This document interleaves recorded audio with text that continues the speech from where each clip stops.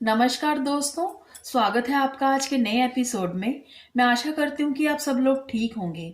दोस्तों, सबसे पहले तो मेरी वीडियो बहुत देर से आने के लिए उसके लिए मैं आपसे क्षमा चाहती हूँ, क्योंकि दोस्तों मैं कुछ दिनों से मुझे वायरल फीवर था और इस वजह से मैं कोई भी वीडियो अपलोड नहीं कर पा रही थी।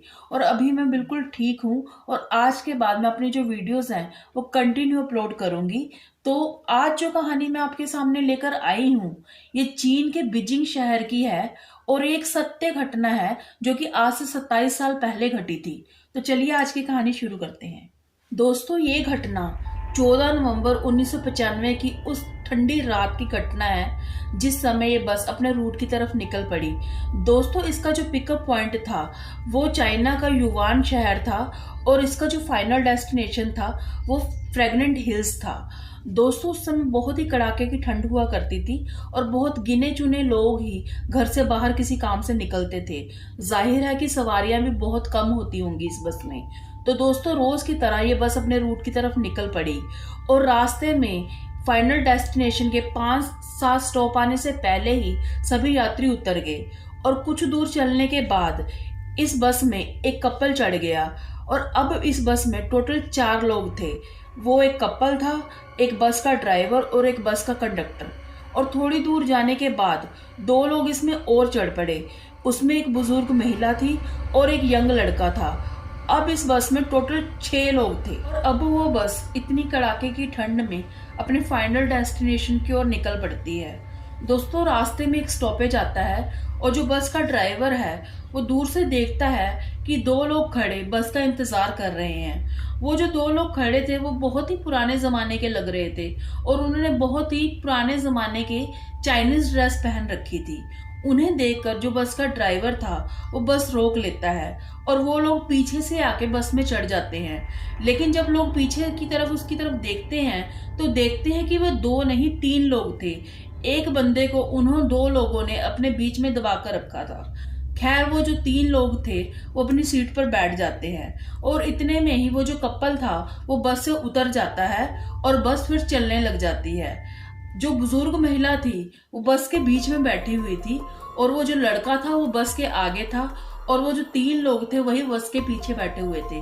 और बस में अब ड्राइवर था और एक बस कंडक्टर थी और ये बस ऐसे ही चल रही थी। कुछ समय बाद वो जो बुजुर्ग महिला थी वो बार बार पीछे मुड़कर देख रही थी और वो बहुत ज्यादा घबरा गई थी और उसे कुछ भी ठीक नहीं लग रहा था। थोड़ी ही देर में वो बस में खड़ी हो गई और जोर जोर से बोलने लग गई, शोर मचाने लग गई और उसका जो आगे वाला लड़का था उस पर इल्जाम लगाने लगी कि इसने मेरा पर्स चोरी किया है, मैं इसकी अभी पुलिस में कंप्लेंट करूंगी, मुझे अभी इस बस से नीचे उतारो। तो जो वो बस की कंडक्टर थी वो उसे समझाने लग गई कि ये तो आपके आगे बैठा है, ये आपका पर्स कैसे चोरी कर सकता है, मैं भी देख रही हूँ इसने आपका पर्स नहीं चोरी किया।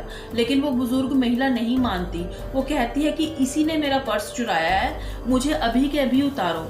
बस का ड्राइवर भी उस महिला को समझाता है लेकिन वो बुजुर्ग महिला किसी की भी नहीं सुनती। बार बार उसके शोर मचाने पर जो बस का ड्राइवर होता है वो बस रोक देता है और कहता है कि ठीक है, आप यहाँ से उतरिए और जहाँ जाकर कंप्लेंट करनी है आप कीजिए।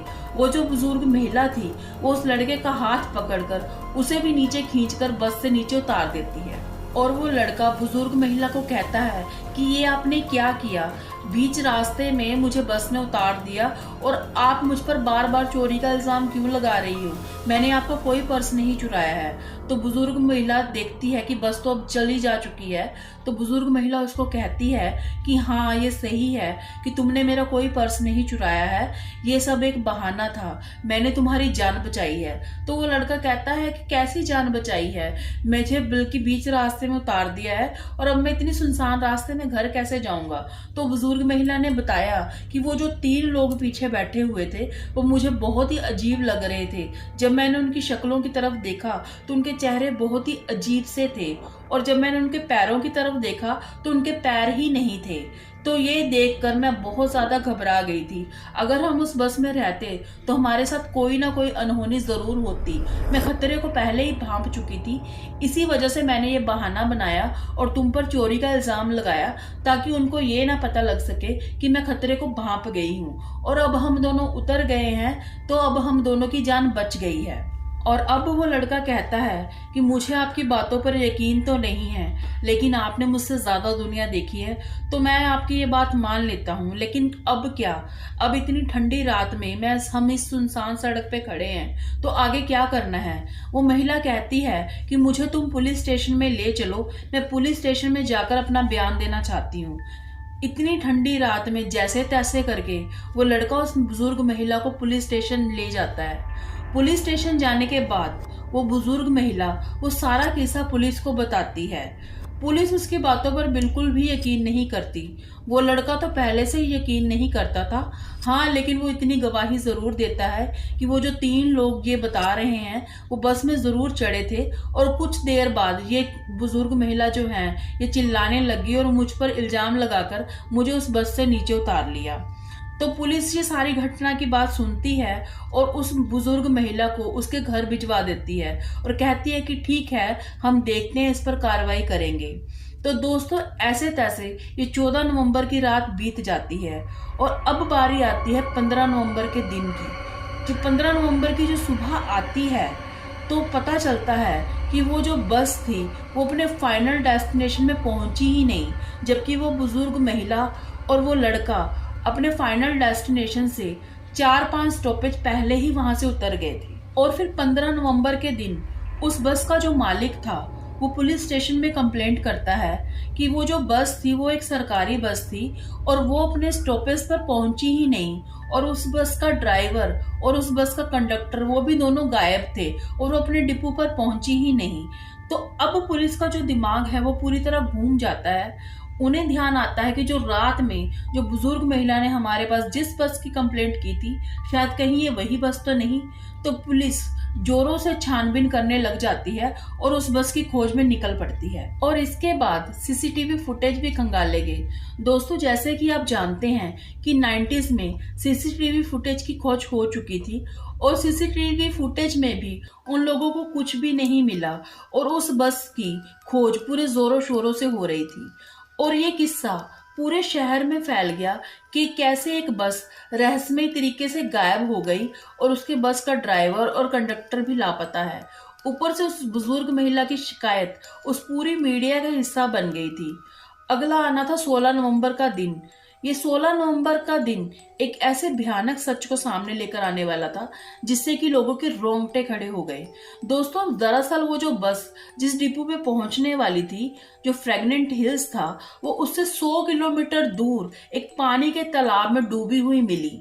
और जैसे ही ये सूचना पुलिस वालों को मिली तो पुलिस की पूरी टीम वहां पर पहुंची और इसके अलावा फोरेंसिक एक्सपर्ट की टीम भी वहां पर पहुंची। अब इस बस को पानी में से निकाला गया। सबसे पहले तो उन 2 लाशों को निकाला गया जो ड्राइवर और बस कंडक्टर की थी, और उसके बाद जब वो 3 लाशों को पानी में से निकाला गया तो फोरेंसिक एक्सपर्ट की टीम और पुलिस की टीम एकदम सदमे में आ गई, क्योंकि वो जो 3 लाशें थी वो इतनी पुरानी लग रही थी, इतनी ज्यादा डिकम्पोज हो चुकी थी। ऐसे लग रहा था कि जैसे वो लाशें 100 साल पुरानी हो, ये लोग 100 साल पहले ही मर चुके हों। और जबकि वो जो 2 लाशें थी बस कंडक्टर और बस ड्राइवर की, वो इतनी ज्यादा डिकम्पोज नहीं हुई थी। अगर 48 घंटे भी वो 5 लाशें एक ही जगह पर थी, उसके बावजूद भी उन 2 लाशों में उन 3 लाशों की जगह पर इतना डिफरेंस कैसे था, ये देखकर वहां की जो टीम थी वो बहुत ज्यादा हैरान हो गई थी।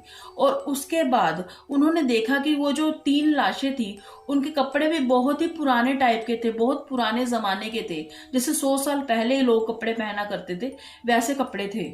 और फिर फोरेंसिक एक्सपर्ट की टीम को ये मालूम पड़ा कि उस बस में इतना ईंधन भी नहीं था कि ये 100 किलोमीटर तक आगे जा सके, क्योंकि वो लोग उसमें ईंधन माप के डालते हैं जितना उसका स्टॉपेज है, सिर्फ उससे 10-20 किलोमीटर दूर आगे तक वो बस जा सकती थी, लेकिन 100 किलोमीटर की दूरी तक उस बस का जाना नामुमकिन था। लेकिन वो जब ईंधन का बॉक्स खोलकर देखते हैं, वो देखते हैं कि उस बस में खून था। वो ये देखकर बहुत ही ज़्यादा हैरान हो जाते हैं कि इसमें खून था तो इस वजह से बस 100 किलोमीटर दूर कैसे जा सकती है।